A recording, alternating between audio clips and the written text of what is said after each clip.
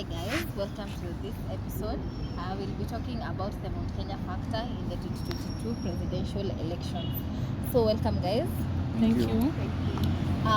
The vote-rich Mount Kenya region has always been voted by leaders each and every time there's an election. So you guys tell us why. Calvin, tell us why do you think that leaders always vote Mount Kenya? The first thing, Mount Kenya has a lot of people. You know, in politics, it's all about voters. Mount Kenya has the most number of voters in the country. That's why Mount Kenya, the person produced by Mount Kenya in all the elections we've ever had in Kenya is always counted in terms of having the president or deputy.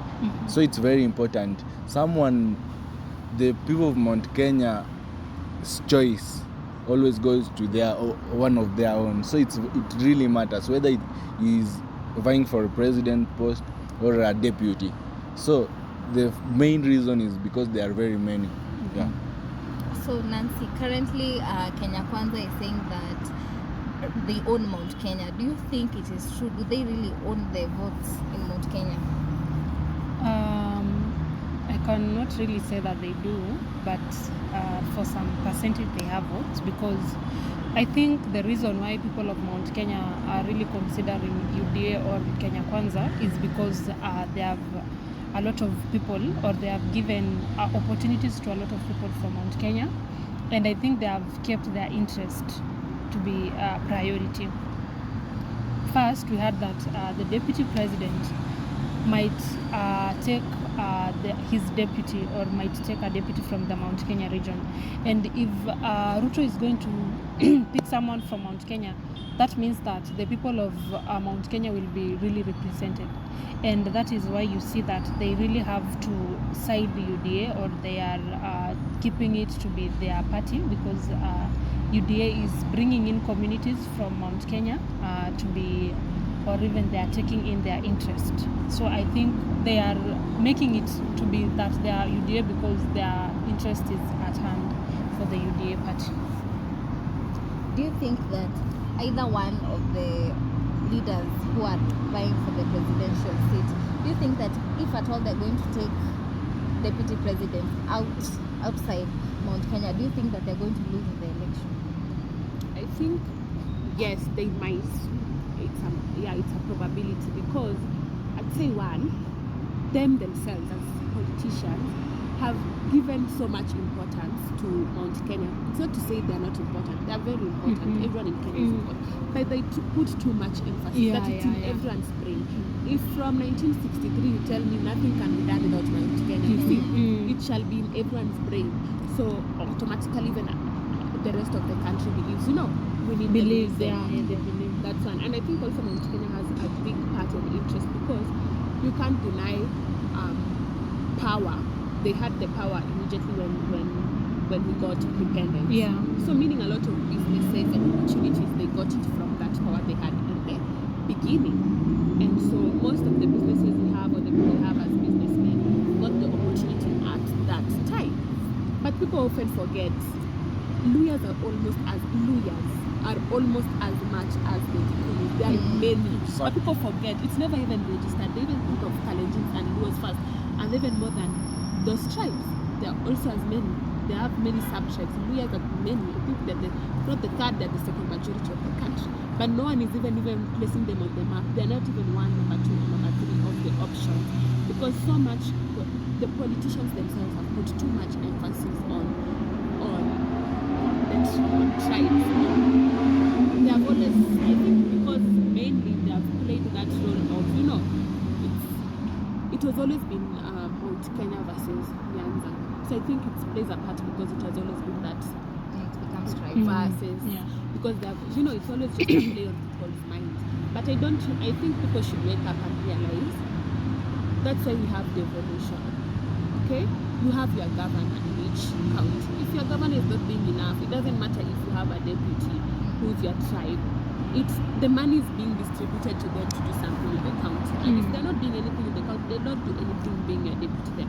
Only the people will get the power, or even being a president. The people will get the power will just be be the people who already rich, not you from the ground. So I think people should also wake up and realize that. Focus on if you are focusing tribe in your culture and the tribe, focus on your county. What is your governor or your senator or your MP or your MCA doing for you? Yeah. Stop focusing on these political President. promises they are giving you, and it's just going to determine maybe who's going to be the cabinet secretary. It's not going to help you common mwananchi to be tribal. No, don't fight another tribe because of such seats. Make sure you're focusing on the person you're electing in your county. That matters. They're being given money, they're allocated money to help you, and some of them are just misusing and being corrupt with the money.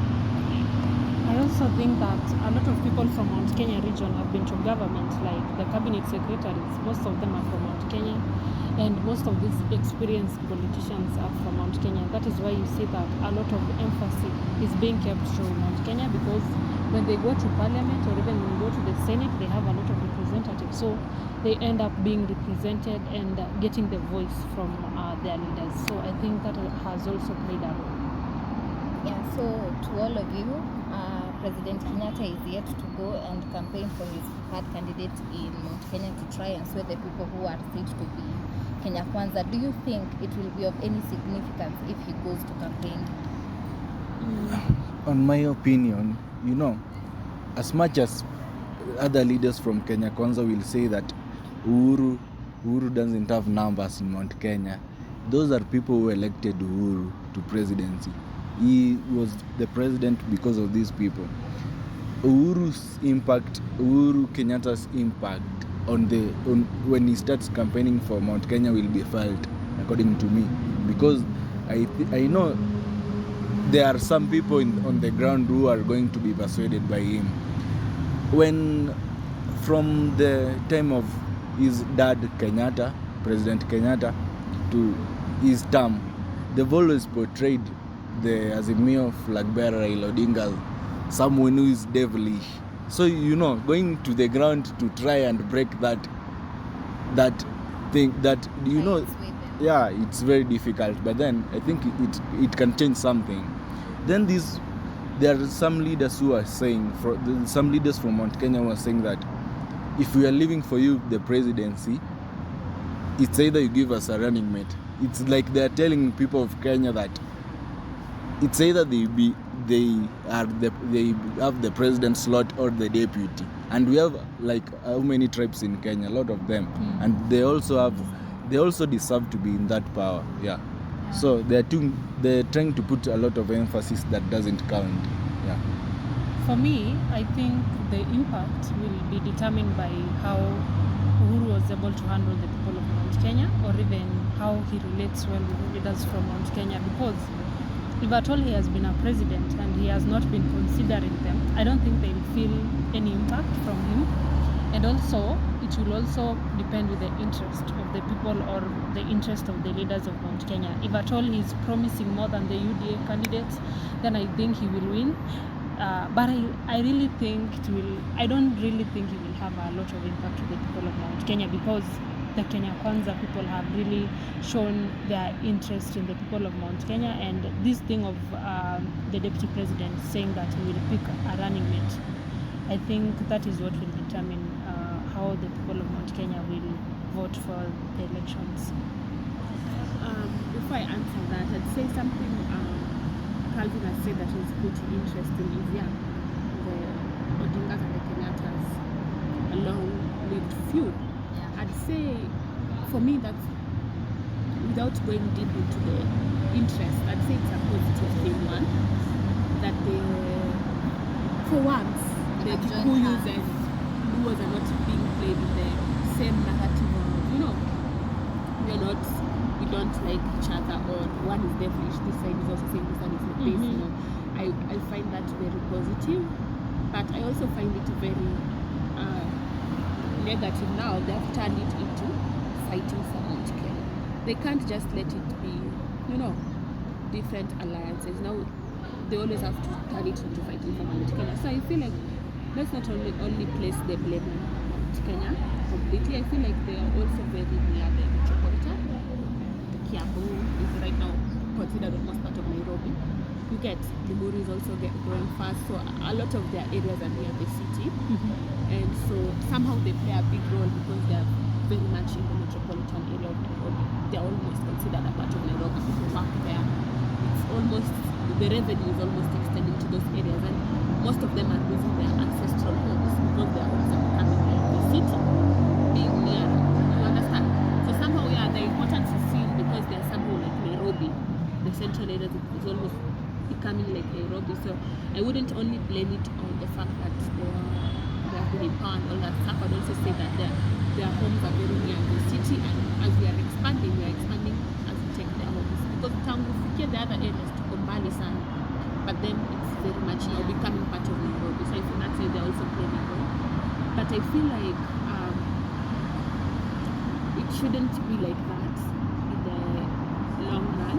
We shouldn't be a power struggle of Mount Kenya by giving them things. What about the rest of the Kenyans? Don't they deserve things? They don't deserve to have people who have their interests. Why are they not being given that big role? You understand what I'm saying? Yeah. So I feel like they should stop that power struggle of fighting for the people of Mount Kenya. It should be more about fighting for the people of Kenya, of the whole region, because the same tribes are building these central areas. When you go to Kiambu right now, everyone of every tribe is working there. Everyone of every, so it's becoming more of togetherness. So people forget when you say don't be tribal, they're not saying lose your culture. Culture is very important, but don't be hateful of your, just love your culture, but don't love it to the point now you're hating someone else. So I feel like as Kenyans we usually fail to see those two lines of being culturally proud and being tribalistic. We really lose that thin line. So I feel for the impact, I feel there will be an impact. We can't deny Kenyans are tribalistic no matter what we say. Kuna kitu wetu, and they have to hawezi sema tu umemletea mtu mwingine na wataamini mtu wa mlango ingine. Like they just have to have their person because that person is their person. So because people are not thinking broadly, they're just thinking shallow. So I feel like when you go to those people who are passionate, mtu wetu really matters on what they're saying, on what they're telling them. And I also feel like already we see that this who are vying for governors, current governors, are already like maybe Timazili or Kenya Kwanza. So it will play a role what mtu wetu is telling them. That's how majority of the politics in Kenya is going. So it will have an impact because there are some people who feel Uhuru ni mtu wetu hata na makosa zake, and there are some people who feel like Ruto ni mtu wetu hata na makosa zake, Raila ni mtu wetu hata na makosa zake. So still playing a role because people still feel mtu wetu, And they will listen to their person. despite what people have done to them years and years and years. So it's funny, but it's facts. People just be like, our person, we need our person. Yeah, whatever the person of the